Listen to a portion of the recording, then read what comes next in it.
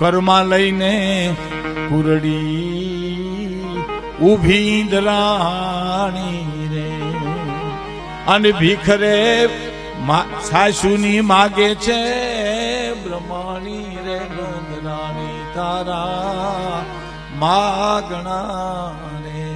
મારે એક મહત્વની કડી કેવી છે કે જેની મોહજાળમાં આખી દુનિયા વિટાણી,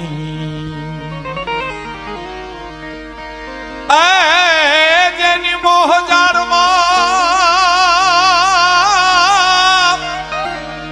જેની મોહજાળમાં આખી દુનિયા વિટાણી, જેની મોહજાળમાં આખી દુનિયા વિટાણી, એની દેહુ તારે દોરડીએ બંધાણી, જીવે નંદરાણી તારા. જેના હુકમ સિવાય મિત્રો પાંદડું ન હરી હગે એ અખિલ બ્રહ્માંડના માલિકને જશોદા માએ એકવાર ખાંડણીએ દોરડેથી બાંધી દીધો તો સાહેબ. અને વર્ણન આવશે 11 વર્ષ અને 52 દિવસમાં જયારે વિદાય લે છે ને ત્યારે કહે છે, માં હવે હું ગોકુળ છોડું છું, હું વ્રજ છોડું છું. ઢગલો થઈ ગઈ માં. શ્રાવણ ને ભાદરવો આંખમાંથી જાય છે. બસ બેટા સમય પૂરો થયો. હા માં, પણ મારી પાસે કંઈક માગી લ્યો. કાંઈ માગવું નથી. તું દેવકી વસુદેવનો દીકરો હોવા છતાં એમાં નંદ બાબા અને નંદરાણીનો દીકરો કહેવાનો મારે ઘણું મળી ગયું. મારે કાંઈ કંઈક તો માગો માં. કેવા ચિત્રો છે બે. એક વાત મારે કરવી નથી, પણ અખિલ બ્રહ્માંડનો માલિક રાઘવ રામ કઈ કઈને કરગરતો હોય કે મારી પાસે કંઈક માગી લે માં. અને અહીંયા વ્રજમાં કનૈયો જશોદાને કહેતો હોય કે કંઈક મારી પાસે માગી લે. એ કેવા ભાગી છે કૈકેયીના અને નંદરાણીના સાહેબ.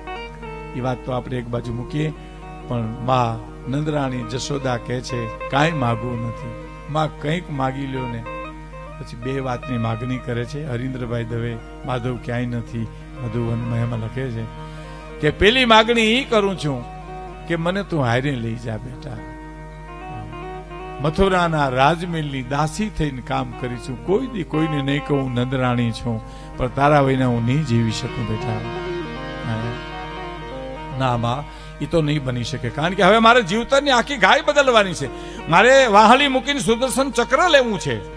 અને સુદર્શન ચક્ર જયારે શાસ્ત્રી બાબા એને લીધું રણ મેદાનમાં મહાભારતમાં જાતા ત્યારે દેવકીમાં રોઈ પીડ્યા છે. માવું રણ મેદાન જાઉં છું. પૂર્ણ પુરુષોત્તમ જયારે સુદર્શન ચક્ર ગદા પદ્મધારી હાલતા થાય ત્યારે દેવકી રોઈ પડ્યા. હવે સાંભળજો, કૃષ્ણ કહે છે હું રણ મેદાન જાઉં તમે રોવા મીને માં. તું રણ મેદાનમાં જાય મને રોવું નથી, એને મને આંસુ નથી, પણ મારા ભાગમાં તો શસ્ત્રધારી કૃષ્ણ જોવામાં આવ્યો ને. મારો બાળ કૃષ્ણ તો મારા ભાગમાં આવ્યો જ નહીં. એ તો જશોદાના ભાગમાં હોયું ગયું બધું. એ તો મારા ભાગમાં આવ્યું જ નહીં. અને હવે માં મારે સુદર્શન ચક્ર લઈ અધર્મનો નાશ કરવો છે. હું તમને સાથે નહીં લાવું. બીજી વાત, મેં તને ખાંડણીએ બાંધી દીધો તો એ તું કોઈને કહેતો નહીં. એમાં દેવકીને કોઈ દી ન કહેતો બેટા. અને રથ આવી ગયો અને મારા થાપલા બાંટવા પાસે પરબતભાઈ આહિર એક કીર્તન ગાતા વનરાજભાઈ, અકરુડજી એ આવ્યા હરીને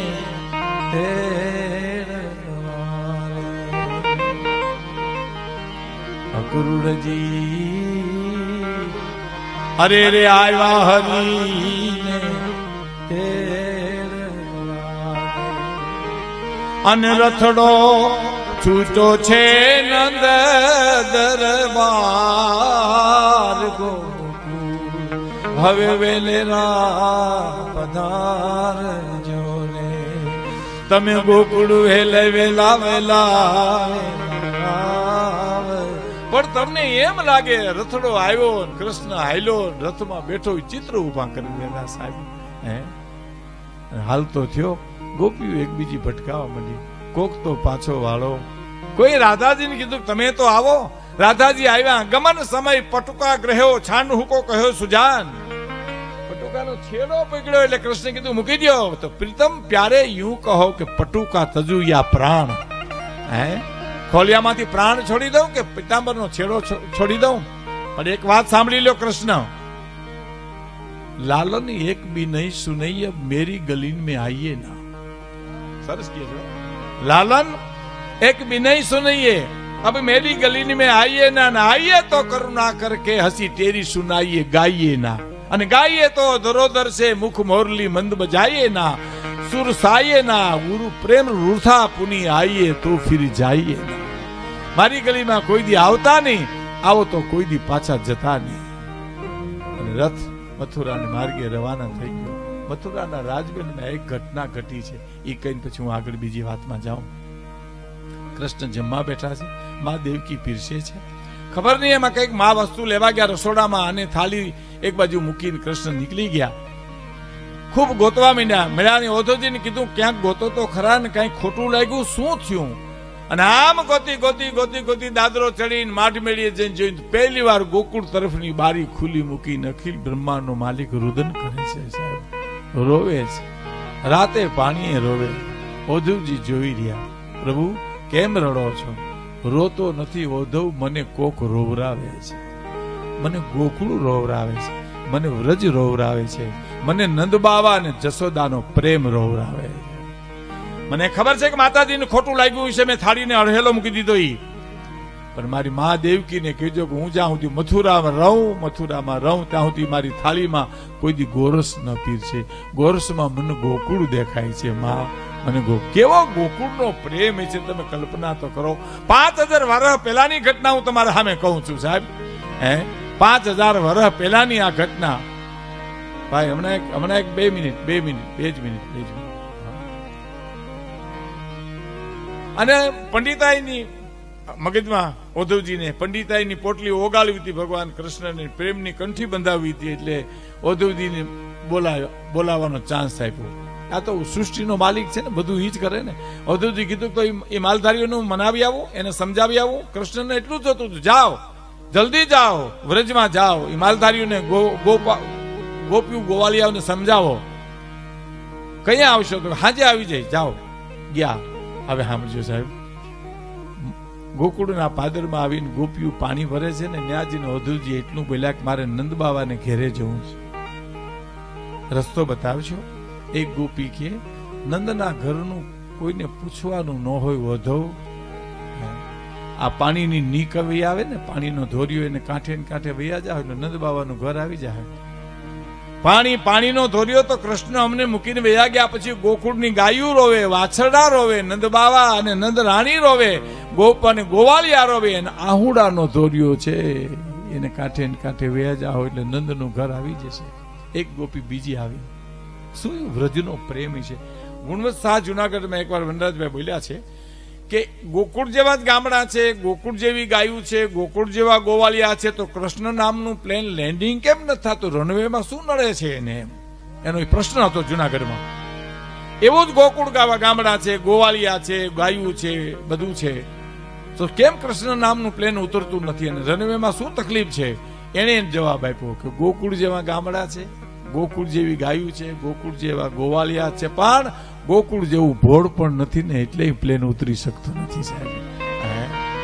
એવો ભોળ પણ ક્યાં લેવા જાય છો? આ ભોળ પણ કે છે, જો તમે બીજી ગોપી કે શું કે છે, એ અમારી ગોકુળની ગંગા છે હો, એમાં પગ ન બોળતા તમે। આ પંડિતાઈની પોટલી સાહેબ, જે તત્વ જ્ઞાનથી ભરેલી ખોપડી, એને પ્રેમની કંઠી બંધાવવાની તૈયારીઓ મંડે થવા। એ ગોકુળનો પ્રેમ કેવો હોય છે, વ્રજનો પ્રેમ કેવો હોય છે, વ્રજનું સમર્પણ કેવું હોય છે સાહેબ। ગોકુળની ગંગા છે, એમાં પગ નહીં બોળતા। અને તમે ઓધવ, એ માધવ મળે ને, એને કહેજો કે તારા મોગરાના વાવેલા ફૂલ ઈ તો અમથા અમથા ખરી જાય છે। ઓધવ, એ માધવ મળે તો કહેજો કે તારા મોગરાના વાવેલા ફૂલ ઈ તો અમથા અમથા ખરી જાય છે। ઓધવ, એ માધવ મળે તો ને કહેજો કે ગોકુળમાં એથી એક નથી યમુના, હવે તો નેણે થી વહી જાય છે। અને ઓધવ, એ માધવ મળે તો કહેજો કે આવી ઠેર ઠેર મૂકે ને માયા, તે ગોકુળ છે તે સહી જાય। તારા વિરહને બીજું કોણ સહન કરી શકે સાહેબ? અને આમ જ્યાં ઓધવજી આગળ હાલ્યા, એક ગોપી ગાગર ને શીશણીઓ ને એક બાજુ હાંડો મૂકીને આમ ચિત્તમાં કઈક સુનમુન બેઠી હોય, એમાં બીજી ગોપીએ જઈને પૂછ્યું, પાણી ભરવાને જાઉં તારે? એટલે બોલતી નથી કઈ। ઓધવજી જોવે છે એની બેની ચર્ચા, હા કે આ શું કરે છે, કેમ બેહી ગયા ગોપીને કે તમે પાણી ભરવું નથી જાવું? તો કે ના કે કે મને કાન કાંકરી મારે છે, મારી ચૂંદડી ભીંજાય છે। પોટલી ગળી ગઈ પ્રેમની કંઠી બંધાવી અને છેલ્લી વાત કહીને મૂળ વાત ઉપર આવું છું. જયારે આગળ હાલ્યા હતા એક ગોપી કૃષ્ણનું ચિત્ર ચિત્રે છે. વાંકડિયા વાળ કર્યા, નેણ કર્યા, પરવાળા જેવા હોઠ કર્યા, પોપટની ચાંચ જેવું નાક કર્યું, પણ પગ નો ચિતરા. વાટકોની પીછી મૂકી ગોપી નીકળી ગઈ. અધોજીથી રાડ નીકળી ગઈ. સાહેબ, પંડિતાઈની પોટલી ગયેલા પછી પ્રેમની કંઠીએ શું પરિવર્તન કર્યું? રાડ નીકળી ગઈ. ગોપી આના પગ કાં ચિત્રા નહીં કે પગ ચિત્રું તો પાછો હોયો જાય ગોકુળમાંથી, એટલે પગ નથી ચિત્રા. સાહેબ, આ જે પ્રેમ છે એટલે ભગત બાપુ લખે છે કે જેની મોહ જાળમાં દુનિયા વિતારી, જેની મોહ જાળમાં દુનિયા વિતારી રે, જેની જે ઉતારે એ જ દોરડીએ રે બધાની રે નંદરાની તારા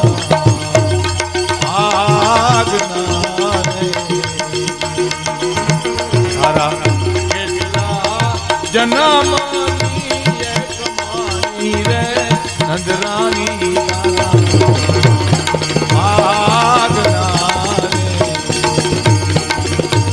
નંદરાની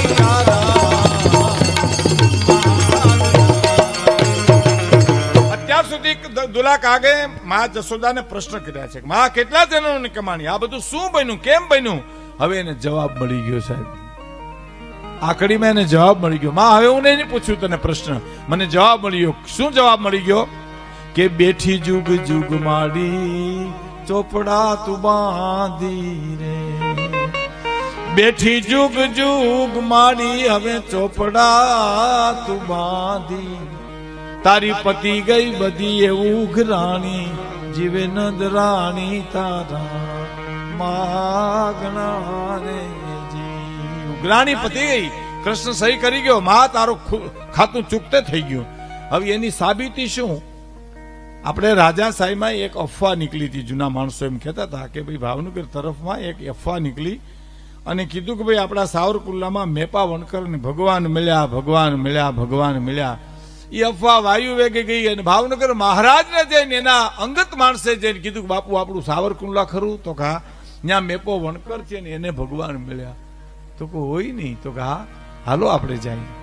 અને આખો રસાલો લઈને સાવરકુંડલા આવ્યા ભાવનગર. મહારાજ સાહેબ વણકરવાસમાં જઈને પૂછ્યું, મેપા વણકરનું ઘર? તો જો આમાં વેજા વણે.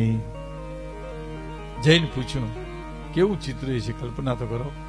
કે મેપો વણકર તારું નામ? તો હા બાપુ મારું નામ. ઓહો, ગોહિલવાડ ધણી આવ્યા, ભાવનગર ભાવણાનો ભૂપ આવ્યો મારીને. તને ભગવાન મળ્યા? તો હા બાપુ મળ્યા ને.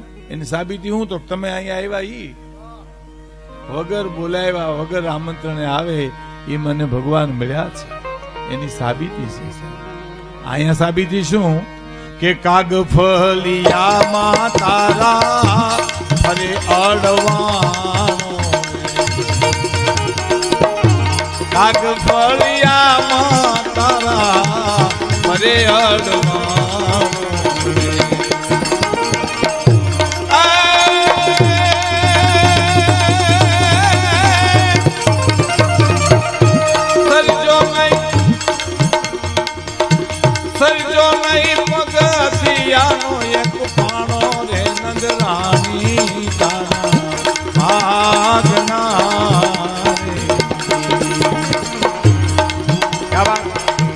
કેટલા જન્મની રે કમાણી